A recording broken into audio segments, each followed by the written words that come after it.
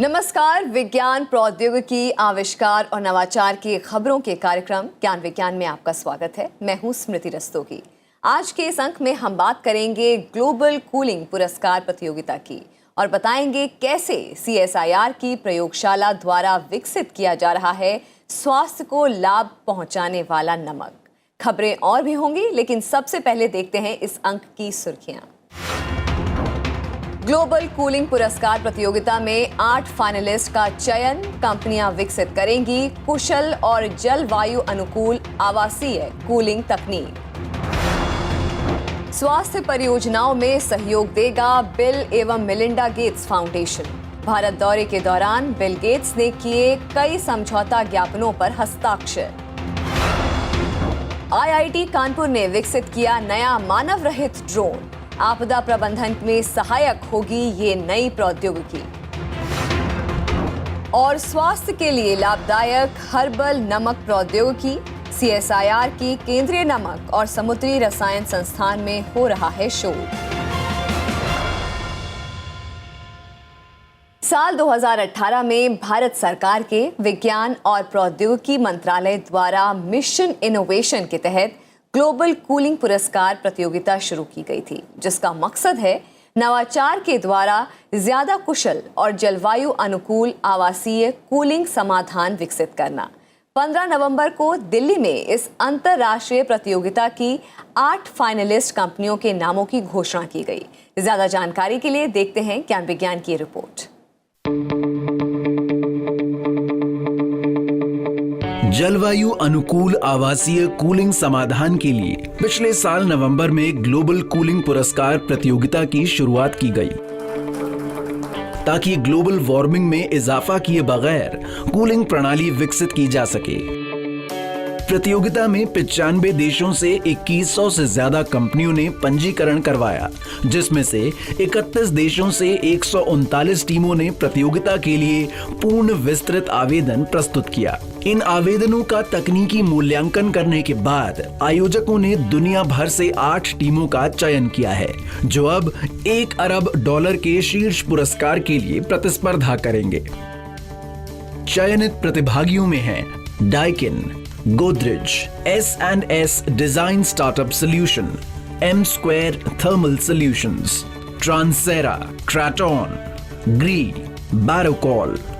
फिलहाल हर चयनित कंपनी को 2 प्रोटोटाइप मॉडल तैयार करने के लिए $2 लाख मिलेंगे। इन तैयार प्रोटोटाइप का तय मापदंडों के अनुसार आवासीय भवनों और प्रयोगशालाओं में परीक्षण किया जाएगा।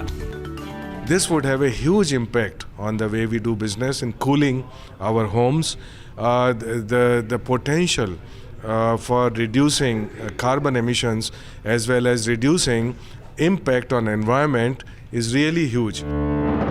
जलवायु परिवर्तन के कारण जिस तरह धरती का तापमान बढ़ रहा है, उससे साल 2050 तक दुनिया में रूम एयर कंडीशनर्स की मांग 4.5 अरब हो जाएगी, जो कि अभी 1.2 अरब है। और अगर हम वर्तमान तकनीक का उपयोग जारी रखते हैं तो पृथ्वी का तापमान 0.5 डिग्री सेल्सियस तक और बढ़ जाएगा, क्योंकि मौजूदा तकनीक से न सिर्फ ज्यादा ऊर्जा की खपत होती है, बल्कि हाइड्रोफ्लोरोकार्बन यानी HFC जैसी ग्रीन हाउस गैसों के अलावा वातावरण में बहुत अधिक गर्मी भी पैदा करती है। वर्तमान परिदृश्य में पृथ्वी और साथ ही साथ मनुष्यों के जीवन के लिए वैकल्पिक और पर्यावरण अनुकूल कूलिंग समाधान तलाशना बहुत जरूरी हो गया है। ग्लोबल कूलिंग प्राइज प्रतियोगिता इस दिशा में एक सही कदम है और उम्मीद है कि 2020 में जीतने वाली तकनीक लाखों लोगों की जरूरतों को पूरा करने के लिए एक किफायती, स्केलेबल और जलवायु अनुकूल कूलिंग समाधान प्रदान करेगी। माइक्रोसॉफ्ट कंपनी के सह संस्थापक बिल गेट्स हाल ही में भारत के दौरे पर रहे। उनकी बिल एवं मेलिंडा गेट्स फाउंडेशन देश में कई अहम परियोजनाओं में भागीदारी कर रही है। फाउंडेशन ने भारत में वैकल्पिक ऊर्जा, कृषि क्षेत्र और जलवायु परिवर्तन आदि से जुड़ी परियोजनाओं को लेकर तकनीकी और आर्थिक सहयोग समझौते किए हैं। इसमें स्वास्थ्य परियोजनाएं भी शामिल हैं। पेश है ये report. Bill and Melinda Gates foundation के सह अध्यक्ष बिल गेट्स पिछले दिनों भारत यात्रा पर थे। इस दौरान उन्होंने देश की महत्वाकांक्षी परियोजनाओं को लेकर प्रधानमंत्री नरेंद्र मोदी से मुलाकात की। Bill and Melinda Gates foundation Bharat में एक लंबे समय से पोलियो टीकाकरण सहित अन्य परियोजनाओं में सहयोग करती आ रही है। बिल गेट्स ने भारत सरकार द्वारा चलाई जा रही स्वास्थ्य परियोजनाओं की सराहना की। Improvements in the Indian health system over the last decade have been very, very significant. It was referred to that new vaccines have been introduced for diarrhea and pneumonia.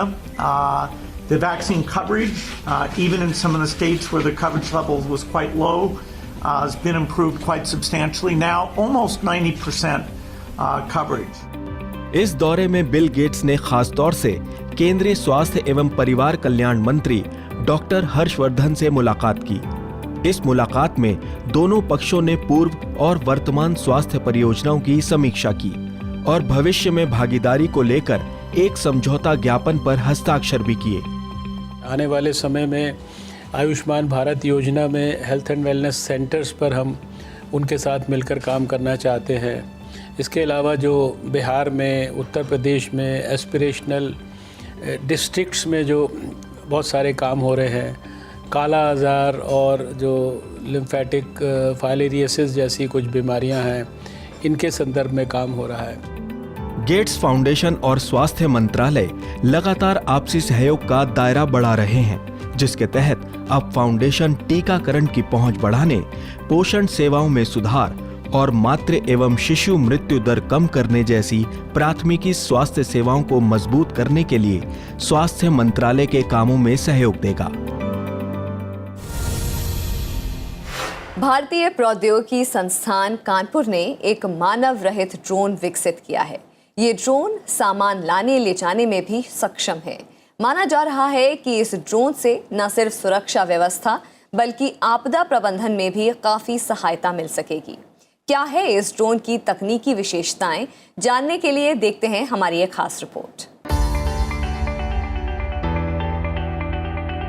Drone के आविष्कार के बाद से ही ये तकनीक सुरक्षा व्यवस्था, निगरानी और कई अन्य उपयोगों के लिए एक कारगर समाधान बन चुकी है। और अब पेलोड्स लाने ले जाने के लिए ड्रोन तैयार किए जा रहे हैं। इसी कड़ी में भारतीय प्रौद्योगिकी संस्थान कानपुर की हेलीकॉप्टर प्रयोगशाला के शोधकर्ताओं ने एक खास मानव रहित ड्रोन विकसित किया है। छोटे हेलीकॉप्टर जैसा दिखने वाला ये विमान 4 से 5 किलो तक के सामान के साथ 3 घंटे तक उड़ान भरने में सक्षम है। So this is an autonomous unmanned helicopter. It has been developed with funding from Department of Science and Technology and Hindustan Aeronautics Limited. It is very unique because it's a single rotor design which has a single main rotor and a tail rotor. It is powered by gasoline engine which allows it to fly continuously for 3 hours. एक rotor वाले इस UAV drone में अंतः ज्वलित यानी internal combustion engine प्रणाली का इस्तेमाल किया गया है। आम ड्रोन से काफी बड़ा होने के चलते ये तेज हवा में भी स्थिर रह सकता है और उल्टी उड़ान भरने में सक्षम है।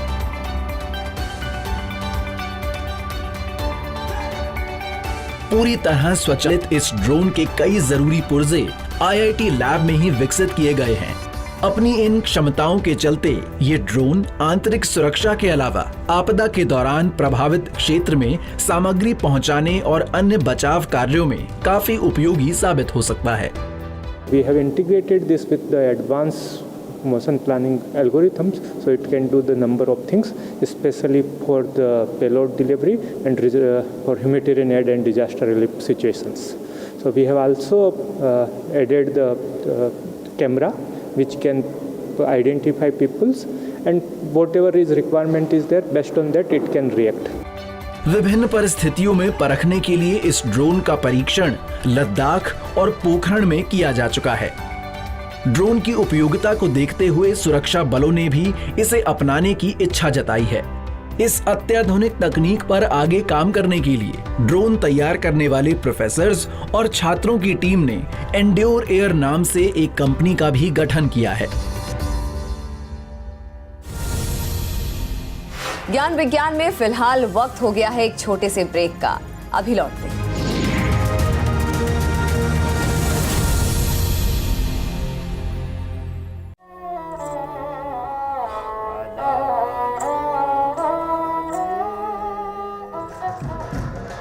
This is big, full of colors and chaotic. सब लोग देखें कि हमारे राजस्थान की संस्कृति कैसी है। This is like really amazing.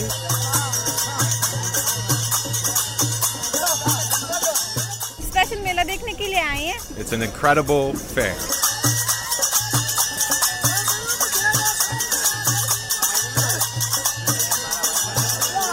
Come join us on the greatest fair of Rajasthan, the Pushkar Mela, only on Rajya Sabha TV.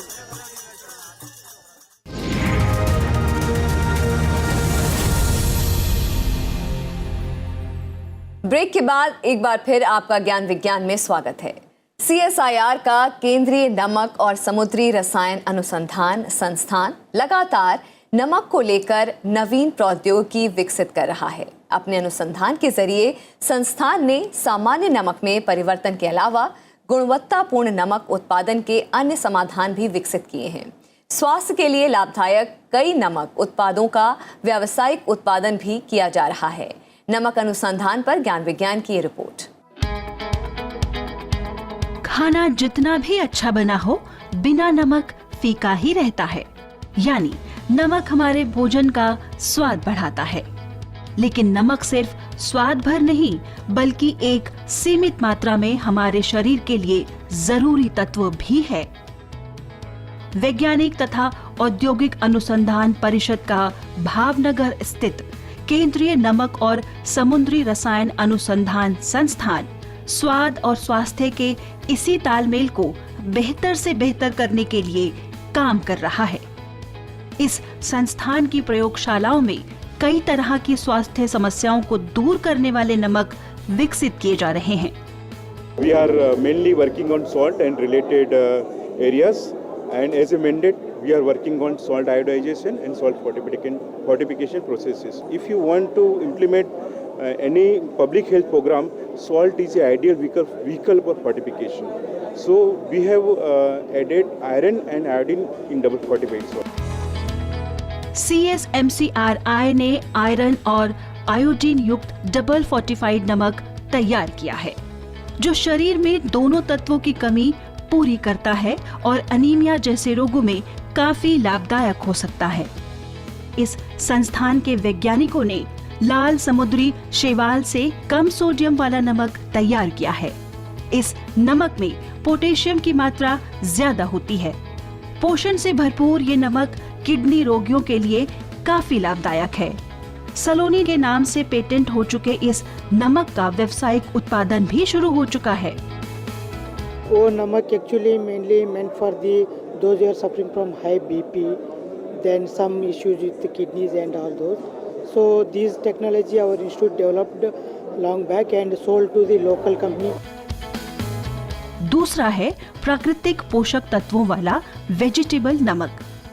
इसे झाड़ीदार पौधों से विकसित किया गया है। इस नमक में पोटेशियम, कैल्शियम, मैग्नीशियम के लवण और तत्व पाए जाते हैं। सेंधा नमक की खदानों के अलावा मीलों फैला समुद्र तट नमक का भंडार है, जिससे भारत नमक उत्पादक देशों में अग्रणी स्थान प्राप्त कर सकता है और इसी संभावना को CSMCRI का लगातार अनुसंधान और प्रौद्योगिक विकास प्रबल बना रहा है।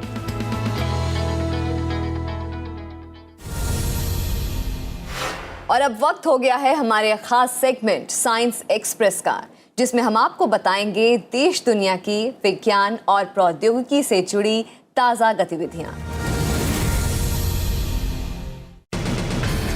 पिछले 10 साल में पंजाब और हरियाणा में फसल अपशिष्ट जलाने की घटनाओं में 4% की वृद्धि हुई है। उपग्रह आधारित एक जलवायु संबंधी अध्ययन में पाया गया कि इन क्षेत्रों में साल 2007 से 2017 के बीच अक्टूबर और नवंबर माह में फसल अपशिष्ट जलाने की घटनाएं बढ़ी हैं। इस मॉडल बेस्ड विश्लेषण के मुताबिक पंजाब, हरियाणा से उठ रहे धुएं के हवा के साथ दिल्ली, उत्तर प्रदेश और बिहार तक पहुंचने की संभावना है। 18 नवंबर को लगातार बढ़ रहे वायु प्रदूषण को लेकर पर्यावरण, वन और जलवायु परिवर्तन मंत्रालय के सचिव CK मिश्रा ने एक उच्च स्तरीय बैठक का आयोजन किया। इस बैठक में दिल्ली NCR, पंजाब, हरियाणा और उत्तर प्रदेश के पदाधिकारियों के साथ मौजूदा स्थिति पर समीक्षा की गई।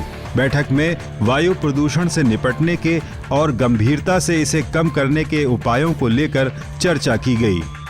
हमने उन तथ्यों की समीक्षा की जो माननीय सुप्रीम कोर्ट ने या NGT ने समय समय पर आदेश दिया है कि उस पर क्या कार्रवाई हुई है।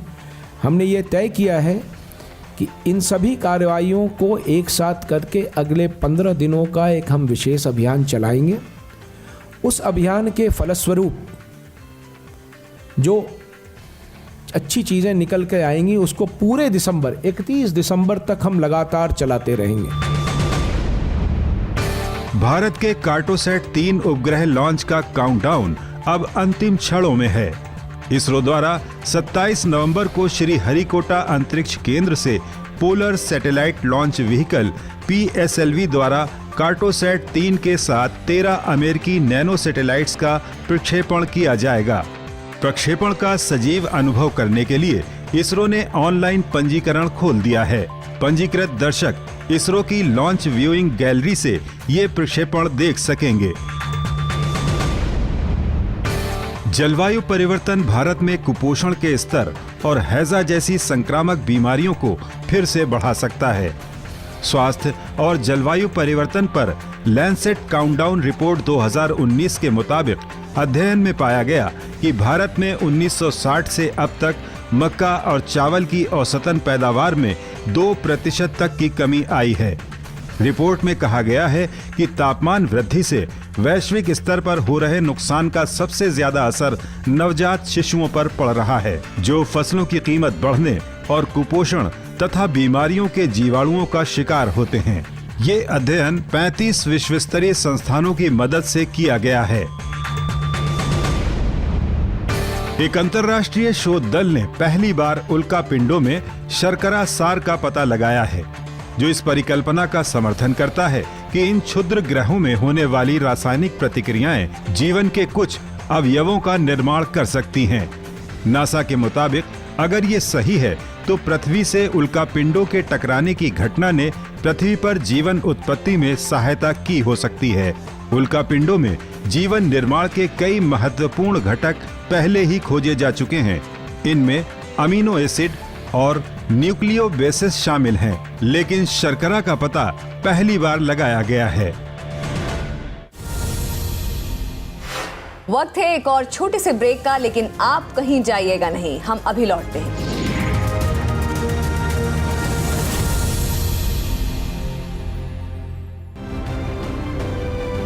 देखिए आपका कानून रविवार सुबह 10 बजे से लाइव। कॉल कीजिए और पूछिए अपने सवाल।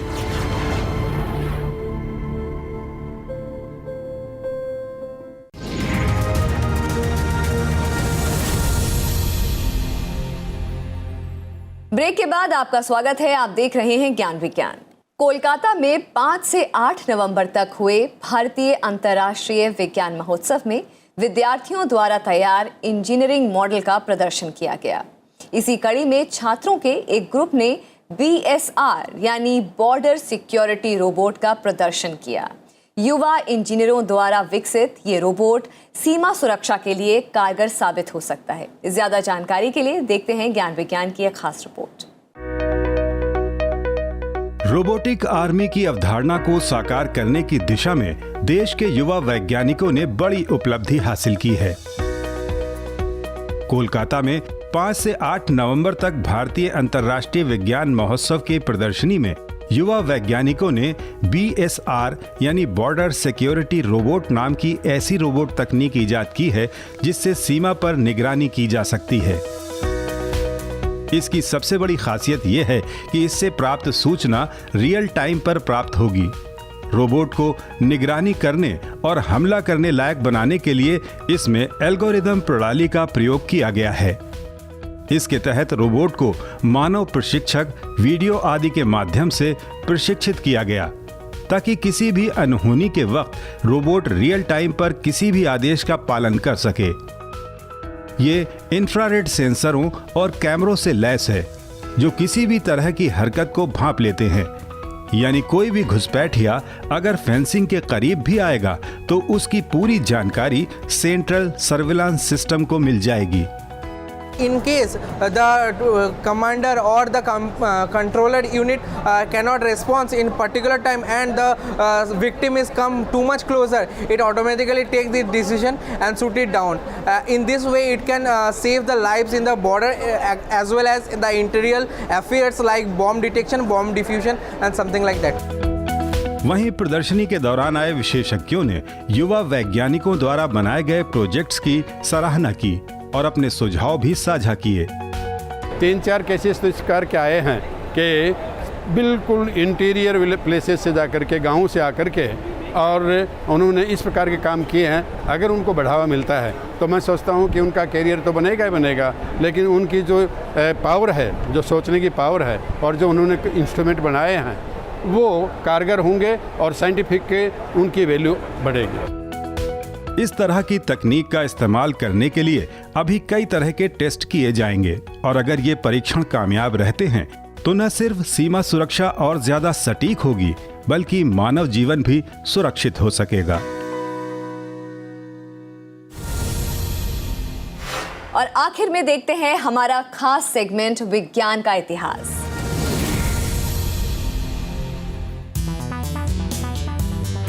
छब्बीस नवंबर 1876 को अमेरिकी आविष्कारक विलिस हैविलैंड कैरियर का जन्म अंगोला, न्यूयॉर्क में हुआ था। विलिस को एयर कंडीशनिंग के बुनियादी सिद्धांतों को तैयार करने और पहले एयर कंडीशनिंग उपकरणों का आविष्कार करने का श्रेय दिया जाता है। विलिस कैरियर ने बफेलो फोर्ज कंपनी के साथ इंजीनियर के रूप में काम करते हुए अपने कार्यस्थल पर तापमान और आर्द्रता को नियंत्रित करने के लिए पहली प्रणाली तैयार की। 1911 में उन्होंने एक इंजीनियरिंग पेपर प्रस्तुत किया जिसे एयर कंडीशनिंग के क्षेत्र में सबसे महत्वपूर्ण दस्तावेज माना जाता है।